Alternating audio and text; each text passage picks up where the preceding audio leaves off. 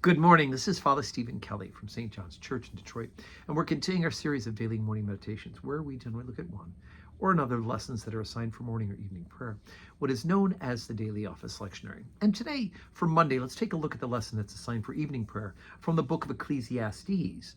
Now, we just finished the book of Job. And remember, Job, the attitude of Job is that life is suffering. Dr. Peter Kraft, one of my favorite authors, has a book called The Three Philosophies of Life. And in that book, he talks about Job, Song of Songs, and Ecclesiastes. And he said in the Bible, these are three different books with three different attitudes about life, philosophies of life. Job was about suffering, and we talked about the suffering in the book of Job. The Song of Songs is about love. Life is love.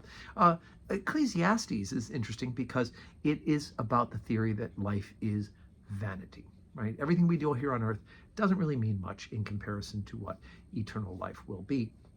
And so what we do is like chasing after wind is one of the expressions that comes from the book of Ecclesiastes. Now, don't confuse us with the book of Ecclesiasticus. That book is in the Apocrypha. That's a book of wisdom sayings.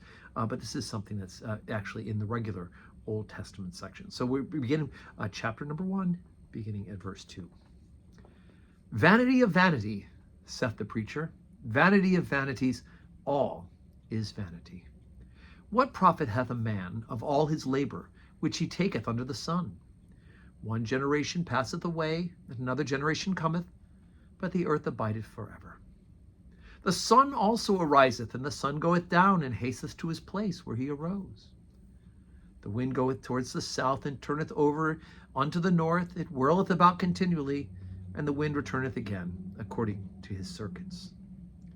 All the rivers run into the sea, yet the sea is not full. Unto a place from whence the rivers come, thither they return again.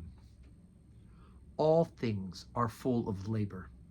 Man cannot utter it. The eye is not satisfied with seeing, nor the ear filled with hearing.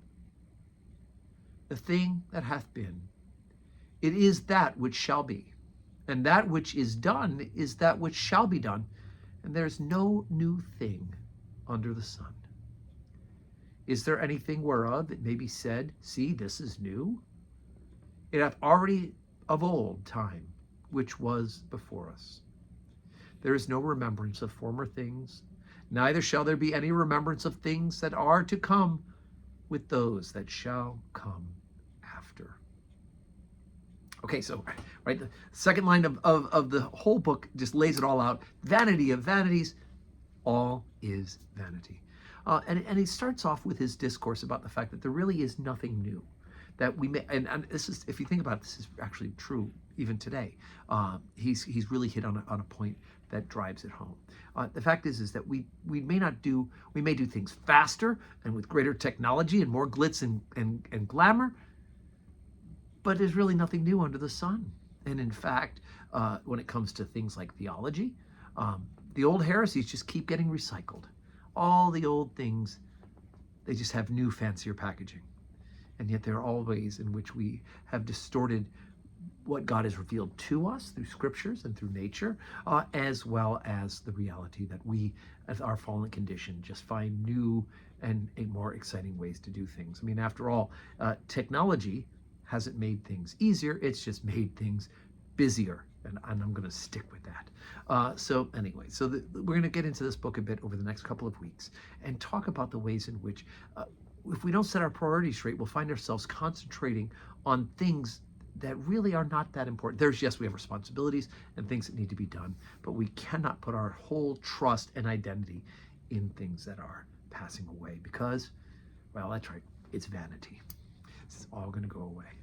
Anyway, so I'm sorry to start your Monday, start your week with what seems like bad news, but we'll sum it all up and we'll make it so that it is helpful in a positive way.